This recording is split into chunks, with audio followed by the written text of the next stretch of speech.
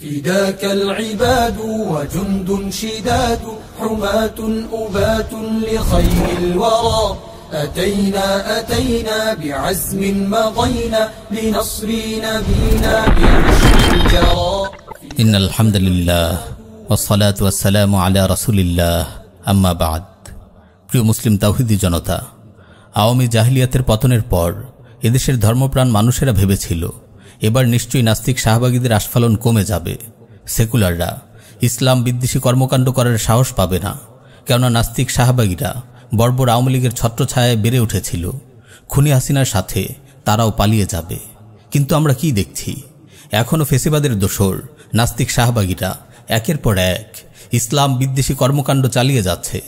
আপনারা দেখেছেন এবারের ২১শে বই মেলায় কিভাবে প্রকাশ্যে ঘোষণা দিয়ে এদেশ থেকে বিতাড়িত বিকৃত মনা তসলিমা নাসরিনের বই বিক্রি করেছে মুক্তমনা শাহবাগীরা।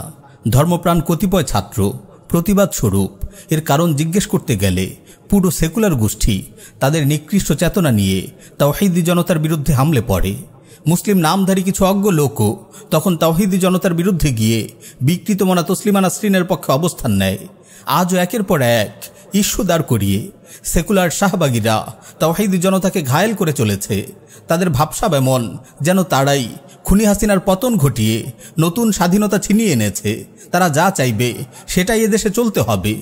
অথচ বাস্তবতা হলো এদেশের মুসলিম তাওহীদি জনতাই আওয়ামী জাহিলিয়াতের বিরুদ্ধে সবচেয়ে বেশি সোচ্চার ভূমিকা পালন করেছে। শাপলা চত্বরের আন্দোলন থেকে শুরু করে ২৪-এর গণ অভ্যুত্থান, ফেসিবাদ বিরোধী সকল আন্দোলনে তাওহীদি জনতা বুক পেতে সামনে এগিয়েছে। শাহাদাতের তামান্নায় উজ্জীবিত হয়ে তারা আওয়ামী জাহিলিয়াত উৎখাতে আপন জীবন বিলিয়ে দিয়েছে। হাজারো তাওহীদি জনতার রক্তে রাজপথ রঞ্জিত হয়েছে। খুনি হাসিনার আয়নাঘর ও কারা প্রকোষ্ঠগুলোতেও তাওহীদবাদী মুসলিমরাই বেশি নির্যাতনের শিকার হয়েছে। আজকের সুবিধাভোগী সেকুলার শাহবাগীরা তখন ফেসিবাদের সহযোগী ছিল, কিন্তু বর্তমান সরকারের নীরবতায় ফেসিবাদের সহযোগী এই দালালরা আজ দেশে অস্থিতিশীল পরিবেশ সৃষ্টির লক্ষ্যে ঘৃণ্য সব ষড়যন্ত্রে লিপ্ত। আমার প্রিয় মুসলিম ভাই ও বোন, এদেশ থেকে খুনি হাসিনা ও আওয়ামী দুঃশাসনের পতন হলেও এখনও তাদের দোসররা রাষ্ট্রীয় গুরুত্বপূর্ণ পদ থেকে ইসলাম বিদ্বেষী কর্মকাণ্ড চালিয়ে যাচ্ছে। নাস্তিক সেকুলাররা আল্লাহ তার রাসূলের শানে গোস্তাখি করে মুসলিমদের কলিজায় আঘাত হানছে। সম্প্রতি জাতীয় শিক্ষাক্রম ও পাঠ্যপুস্তক বোর্ডের পাঠ্যবই সংশোধন ও পরিমার্জন কমিটির অন্যতম সদস্য রাখাল রাহা আল্লাহ তার রাসূলের শানে চরম ধৃষ্টতাপূর্ণ শব্দ ব্যবহার করে ফেসবুকে পোস্ট করেছে। এর আগে আরেক বিকৃতমনা কবি সোহেল হাসান গালিব রাসূলুল্লাহর শানে কটূক্তি করে কবিতা লিখেছে। আল্লাহ ইয়াযু বিল্লাহ, কি চরম স্পর্ধা এদের! আওয়ামী জাহিলিয়াতের জামানায় নাস্তিক শাতিমরা যেমন স্পর্ধা দেখাতো, আজও তেমন স্পর্ধা দেখিয়ে যাচ্ছে এই নব্য শাতিমরা। আর এদের পক্ষে ঢাল হয়ে আছে পুরো সেকুলার গোষ্ঠী। বস্তুত এই সেকুলার ব্যবস্থা যতদিন টিকে থাকবে ততদিন রাখাল রাহা ও সোহেল হাসান গালিবদের মতো নরপিশাচরা মুসলিমদের দ্বীনি মূল্যবোধের উপর আঘাত হানতে থাকবে, আল্লাহ তার রাসূল এবং ইসলামকে নিয়ে কটূক্তি করবে। সুতরাং যে সেকুলার ব্যবস্থা থেকে রাখাল রাহা ও সোহেল হাসান গালিবের মতো শাতিমদের উদ্ভব ঘটে, সেই নিকৃষ্ট ব্যবস্থাকে উপড়ে ফেলাই একমাত্র সমাধান। আজ যদি রাষ্ট্রে ইসলামী শাসন ব্যবস্থা বিদ্যমান থাকতো, তাহলে রাখাল রাহারা এমন ধৃষ্টতা প্রদর্শনের দুঃসাহস দেখাতে পারত না।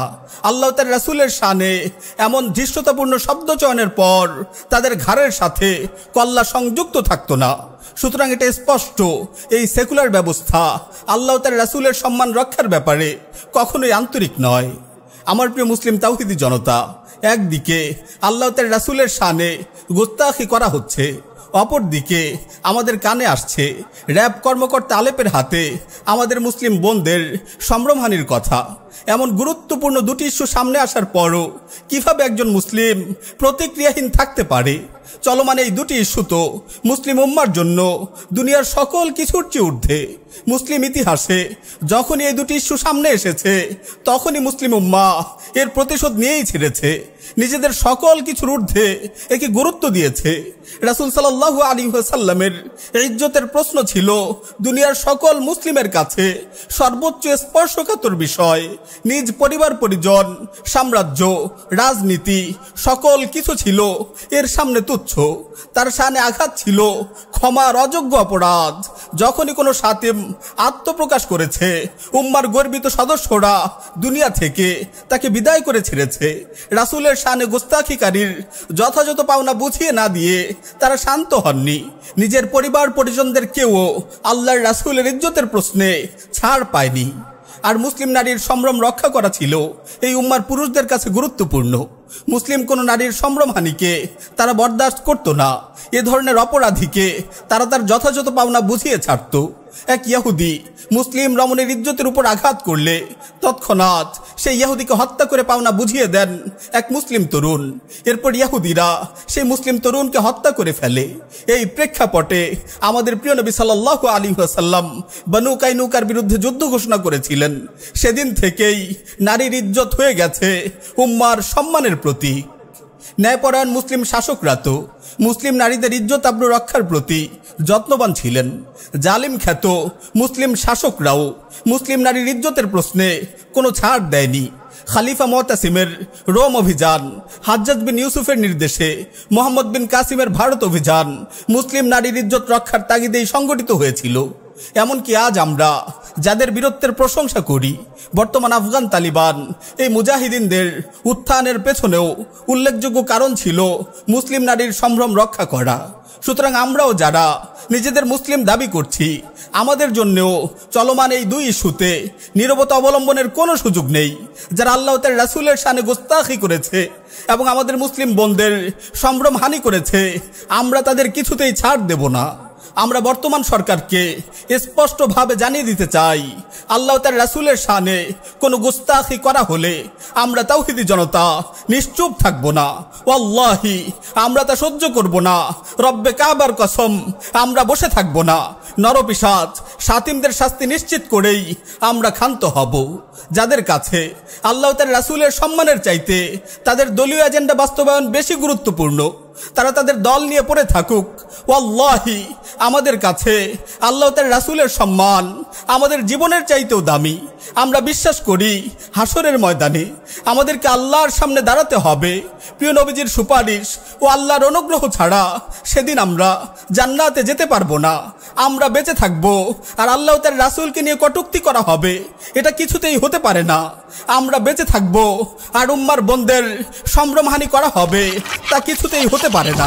আমরা বেঁচে থাকবো আর আল্লাহ তার রাসূলকে নিয়ে কটূক্তি করা হবে, এটা কিছুতেই হতে পারে না।